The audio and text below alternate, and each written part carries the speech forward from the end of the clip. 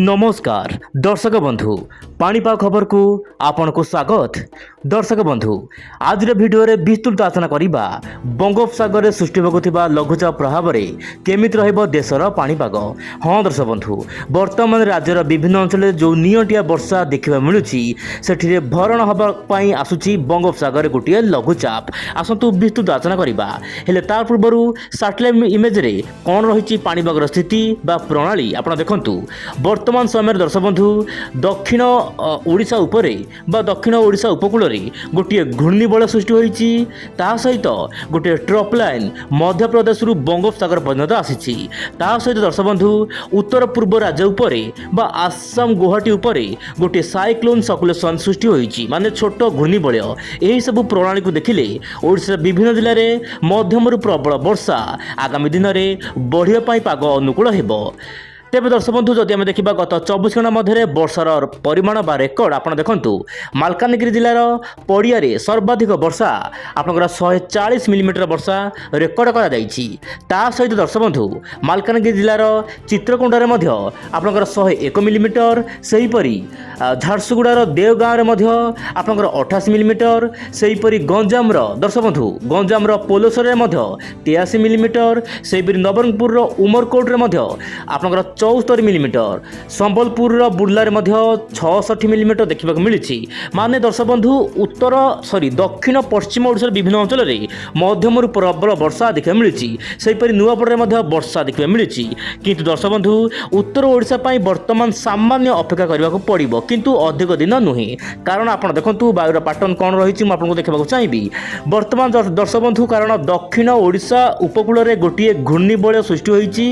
सहित दर्शक बंधु गोटे ट्रप लाइन सीधा सड़क मध्य प्रदेश रु सीधा सड़क ओडिशा पर्यंत लंबी जाइए विशेषकर आपंकर दक्षिण ओडिशा पर्यंत जहाँपाई कि दक्षिण पश्चिम ओडिशार अनेक जिले में मध्यम प्रबल वर्षा केतक अंचल में सामान्य भारी वर्षा सहित घड़घड़ी होवार आशंका रही कारण यह घूर्णिबल दक्षिण ओडिशा उपर ही देखा मिलूँ।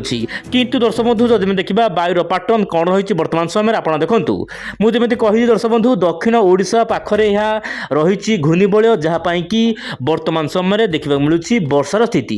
आप मोबाइल स्क्रीन में भल आप नजर पकातु गोटे घूर्णिबल बंगोपसागर सृष्टि होती किंतु आउ गोटे घूर्णिबल आप देखु गोटे लघुचाप सृष्टि होती चाइना सागर में जहाँपाई कि वर्तमान बंगोपसागर सृष्टि होता लघुचाप अधिक घनीभूत हो पारना। दर्शक बंधु आप मोबाइल स्क्रीन देखु चीन सागर सृष्टि होता लघुचाप प्रभाव में बंगोपसागर लघुचाप घूर्णिबल अधिक घनीभूत होवार आशंका ना किंतु तथापि यार प्रभाव में ओडिशार विभिन्न अंचल में भल वर्षा देखा मिल पारे कारण आरब सागर समस्त वायु गोटे जगार एकत्रीकरण होउछि जहाँपाई कि वर्षा बढ़िया पाग अनुकूल होइबो। किंतु दर्शक बंधु मुझे कहना चाहिए दक्षिण भारत ता सहित पश्चिम भारतर अनेक स्थान में छिनछत्र वर्षा होवार आशंका रही। आप मोबाइल स्क्रीन देखु आप मोबाइल स्क्रीन देखु वर्तमान समय मोबाइल को सामान्य जूम करने चेष्टा करी जहाँपाई कि जानीपारे पाणीपागर चित्र आप देखु दक्षिण ओडिशार दर्शक बंधु गंजाम गजपति ठू प्राय 150 किलोमीटर आखपाख अंचल में गोटे घूर्णिबल सृष्टि होती। आप मोबाइल स्क्रीन देखु से घूर्णिबल सामान्य दक्षिण आपंकर उत्तर पश्चिम दिगरे गति कर विशेषकर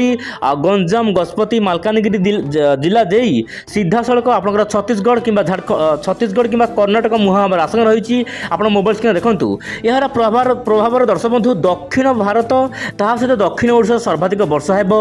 तेबे उत्तर ओडिशा कथा जब आलोचना करें विशेषकर आपंकर जगतसिंहपुर केन्द्रापड़ा भद्रक बालेश्वर मयूरभंज यही सब जिले में वर्षा देखा मिल पारे किंतु दक्षिण ओडिशा एवं दक्षिण भारत पश्चिम भारत अनेक स्थान में भल वर्षा आशंका रही। तो ये दर्शक बंधु जदि आम देखा सारा भारतर रेनफल डाटा केमी आगामी 24 घंटा विशेषकर 15 तारीख में केमी पाणीपाग स्थिति आप देखु ओडिशार विभिन्न जिले में मध्यम प्रबल वर्षा हेबो। ता सहित झारखंड में मध्यम प्रबल वर्षा देखा मिल पारे यह सहित कर्णाटक महाराष्ट्र में प्रबल वर्षा हेबो। किंतु दर्शक बंधु उत्तर पूर्व राज्य जमीक आसाम त्रिपुरा ता सहित मेघालय मिजोरम यही सब राज्यर अनेक स्थान में भीषण वर्षा हेबो। यही समय मध्य प्रदेश विभिन्न अंचल में पाग सुखिला भली समस्या देखा मिल पारे कारण मौसुमी सामान्य दुर्बल रही किंतु आसुथिबा लघुचाप प्रभाव में यही सब राज्य में वर्षा बढ़िबो। ता सहित दर्शक बंधु आपनकर राजस्थान ता सहित हरियाणा एमतीक दिल्ली यार आखपाख अंचल में सामान्य वर्षा रहिबो किंतु बड़ वर्षा होवार आशंका ना कारण मौसुमी यही सब अंचल मान दुर्बल रही। ତାହା ସହିତ ଦର୍ଶକ ବନ୍ଧୁ ଜାମ୍ମୁ କାଶ୍ମୀରରେ ମଧ୍ୟ କେତେକ ଅଞ୍ଚଳରେ ସାମାନ୍ୟ ବର୍ଷା ଦେଖିବାକୁ ମିଳିପାରେ। କିନ୍ତୁ ସବୁଠୁ ବଡ଼ ବର୍ଷା ହେଉଛି ଗୁଜୁରାଟରୁ ନେଇକି ସିଧାସଳଖ ଗୋଆ ପର୍ଯ୍ୟନ୍ତ ଛିନଛତ୍ର ବା ପ୍ରବଳ ମାତ୍ରାରେ ବର୍ଷା ହେବ, କାରଣ ଦକ୍ଷିଣ ପଶ୍ଚିମ ମୌସୁମୀ ବାୟୁ ଏହିସବୁ ରାଜ୍ୟରେ ସକ୍ରିୟ ରହିଛି। ଆପଣ ଜାଣିଥିବେ ମୌସୁମୀ ବାୟୁ ସାମାନ୍ୟ ଦୁର୍ବଳ ହୋଇପାରେ, ବେଳେବେଳେ ସକ୍ରିୟ ମଧ୍ୟ ହୋଇପାରେ ବର୍ଷା ଦିନର, ଏବଂ ମୌସୁମୀର ସବୁଠୁ ବଡ଼ ଗୁଣ ହେଉଛି ଦୁର୍ବଳ ହେବ, କେତେବେଳେ ସକ୍ରିୟ ମଧ୍ୟ ହେବ। ଏଇଟା ହେଉଛି ପ୍ରକୃତିର ନିୟମ ଦର୍ଶକ ବନ୍ଧୁ। ବର୍ତ୍ତମାନ ସମୟରେ ଜିଏଫଏସ୍ ମଡେଲର କ'ଣ ରହିଛି ଆକଳନ ଆପଣ ମୋବାଇଲ ସ୍କ୍ରିନ୍ ଦେଖନ୍ତୁ।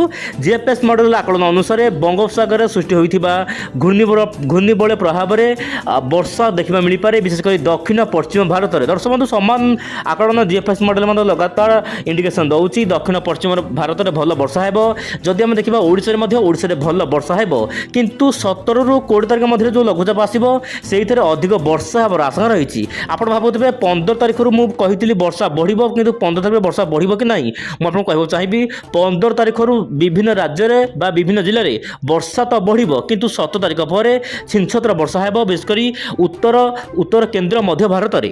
ତେବେ ଦର୍ଶକ ବନ୍ଧୁ ଇଏ ତ ଥିଲା 15 ତାରିଖର ପାଣିପାଗର ସ୍ଥିତି। ତେବେ ପାଣିପାଗ ପୂର୍ବାନୁମାନ ସାଇନ୍ସ ହୋଇଥିବାରୁ ଆପଣ ପ୍ରତ୍ୟେକ ଦିନ ପାଣିପାଗର ଅପଡେଟ୍ ଜାଣନ୍ତୁ ଇଣ୍ଡିଆ ଓଡ଼ିଆ ଚ୍ୟାନେଲ ମାଧ୍ୟମରେ। ଆଜି ପାଇଁ ଏତିକି, ପୁଣି ଦେଖିବା ଆସନ୍ତାକାଲି ଆଉ ଏକ ନୂଆ ଅପଡେଟ୍ରେ। ନମସ୍କାର, ଜୟ ଜଗନ୍ନାଥ।